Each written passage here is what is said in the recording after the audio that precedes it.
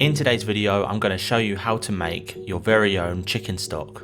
After you have cooked the perfect roast chicken, you'll be left with the bones, fat, and other undesirable parts of the chicken's carcass. Those parts usually end up being thrown away, which is a huge waste because the bones hold the most flavour. Using chicken bones the correct way will help you make the most tastiest soups, sauces and gravy. Instead of using a shop bought stock cube that has little flavour and a ton of salt, you can use your very own homemade chicken stock and it will vastly improve all of your home cooking. If you plan your weekly meals and it turns out that you don't need chicken stock the same week that you have all the bones, you can simply make it up and freeze it for later. Freezing chicken stock is a great way to keep it on hand for whenever it's needed, and freezing it doesn't compromise the flavour. To be able to make your very own chicken stock, all you will need is a large saucepan or stock pot. It's recommended to cook the bones for at least 3 to 6 hours for the ultimate flavour, but if time is short, you can do it within 1 hour. There are many ways that you can make chicken stock with the addition of many other ingredients.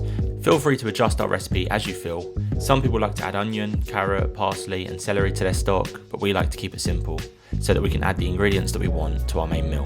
So to make your own chicken stock, the ingredients you'll need is leftover chicken bones and skin, sea salt to taste, black pepper, 4 garlic cloves or more, and water. After you have removed the meat from the bones and have eaten your roast chicken, simply put the garlic, chicken bones, fat and leftover skin into a large saucepan or stock pot and place it on medium heat. Cover it with water and simmer for 3 to 6 hours, stirring occasionally to avoid it burning. If the water evaporates, simply add more.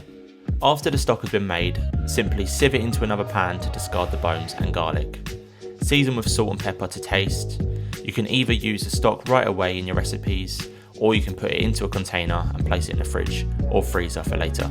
If you are saving the stock for another time and it's going to be put into your fridge or freezer, you can cook it for an extra 1 to 2 hours to concentrate the flavour more and make it easier to store if you would like.